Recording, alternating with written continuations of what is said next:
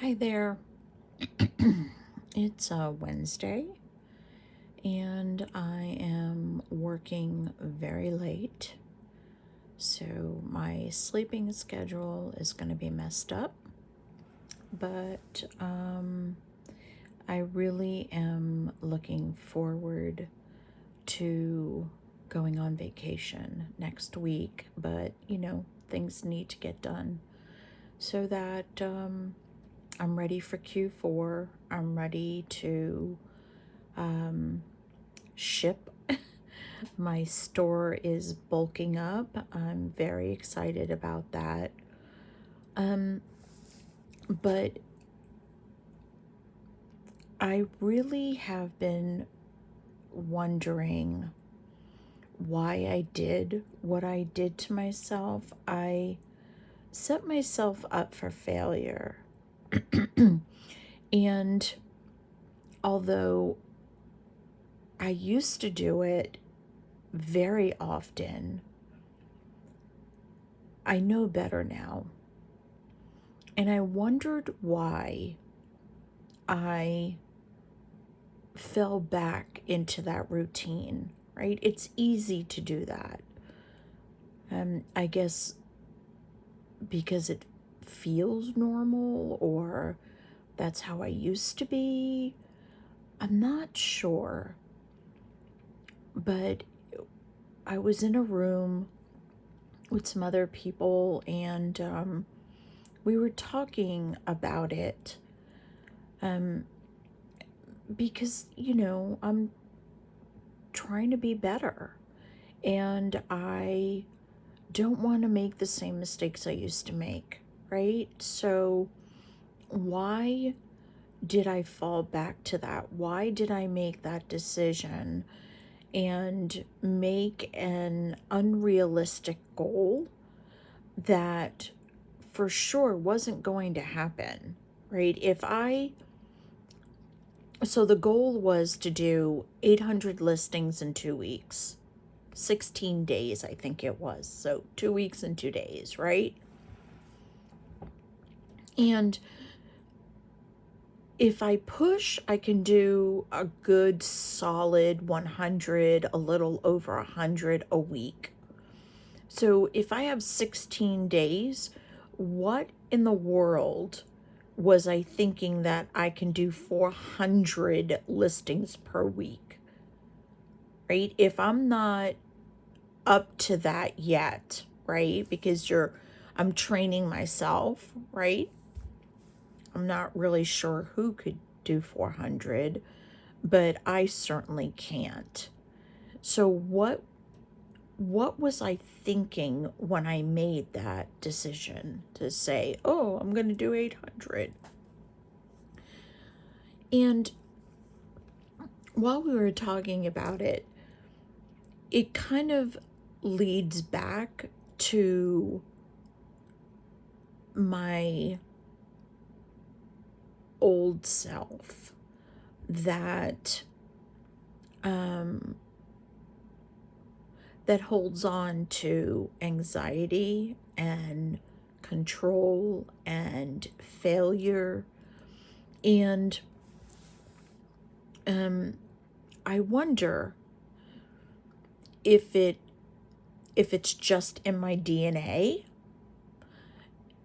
Was it my environment? I grew up with my mom and my sister. I didn't have a father figure for very long. He was around for a little while, but, then he passed away. Not like he took off, but he passed away. So is that where it's coming from? Or is it coming from the inability to control my diabetes as I was growing up? I remember, so I was diagnosed at the age of 2. And I remember, like, when I was 3 or 4, We used to live in Brooklyn, and in order for my mother to have a roof over her head, food on our table,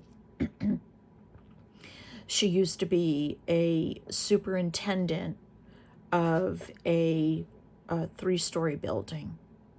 We lived on the first floor. And she used to have a very good friend that lived on the 3rd floor.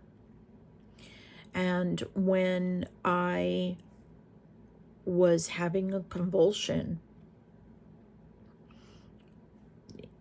almost all the time, well, I have to say, there's this one specific time that I remember. And I was sleeping and my body kind of woke up, but like my brain wasn't in motion. And I was screaming at the top of my lungs. And I guess it happened often because what I remember was my mother and my sister working in conjunction.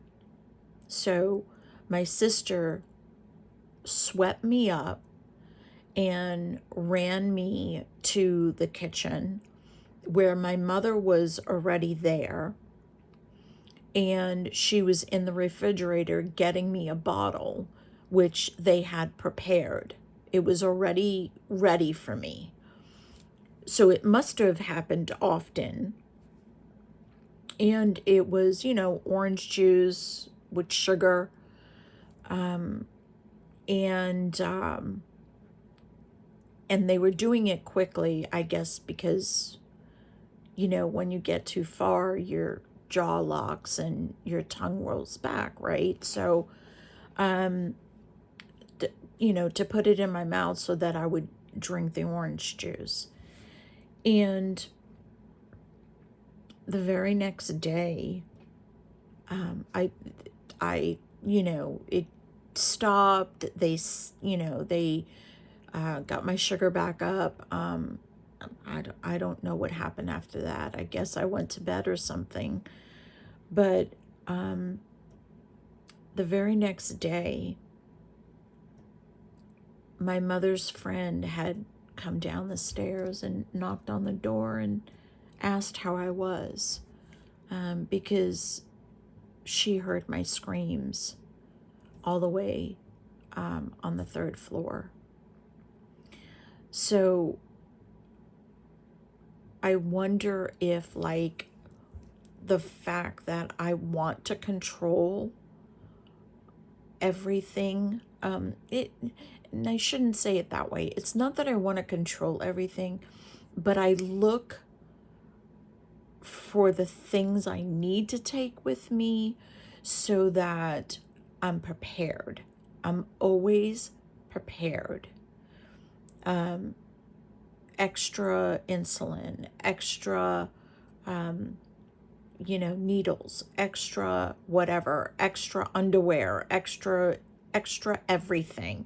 Even when I had the kids, it was always, they had reflux. So, in the bag, I was carrying, a couple of extra pairs of clothing, shorts, t-shirts, whatever, in case something happened. And I wonder if that's where it started, because I had no control over that.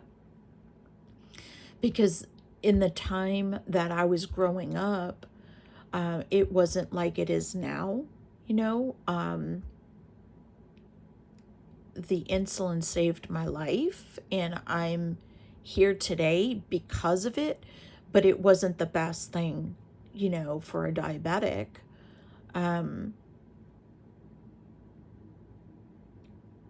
to be honest, now that I'm thinking about it, I wonder if the insulins now are better than the ones before. I do believe they are. I know that they're synthetic.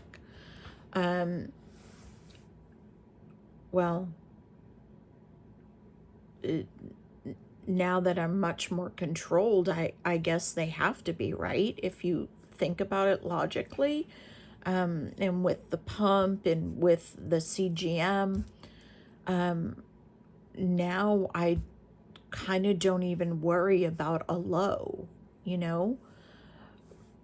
So anyway, the point is that we were talking about this, and one of the ladies in the group was saying if I ever took an enneagram test, which is kind of like a personality test, but a little bit different. And it shows you like what you're strong in, what your weaknesses are, where you kind of lie, right? And I took the test, I did it, and I haven't sat down and really read into it to kind of like go down another rabbit hole to see, how to manipulate those thoughts or those actions that I make. And I wonder if any of you guys have the same issues, and where they come from. Do you know where they come from? Is it environment? Is it maternal? Is it your diabetes? That you, as you were growing up with it, you didn't have much control, or maybe other people were so afraid for you that they were controlling you, and so now you're the same way, or maybe you are completely refusing to be controlled, right? I'm really interested because I don't want to go back to where I was. I don't. I really like where I am. And one of the things that someone said was that I don't celebrate my wins. I don't celebrate them, right? So if I set a goal and I meet that goal, the next thought is, what's next? Right? It's never, I did it. You did great. What are we going to do about it? What are you going to do? Are you going to go get a mani or pedi? You're going to get a massage. You're going to take a day off. You're going to take an hour off. You're going to take 15 minutes off and celebrate what you just accomplished. And no, I don't do that. I don't. It's always, what's next? What is it that I can do better? What is it that, I accomplished that, but there's always kind of like a but after that. You could have done more because you, I don't know, flip-flopped on something or another.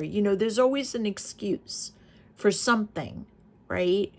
And, hell, I said it in the very first video, right?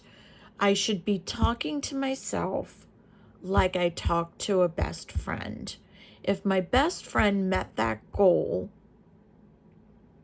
I would have been like, hell yeah, you did it. That's awesome, right? But when it comes to me, it's never good enough. And I don't want to be like that anymore. So I'm going to leave you with this. Have you figured it out? Have you thought about this? And if you have, please give me some advice. And if I can help you out in any way, please let me know. You have a good night, and I will see you on Friday.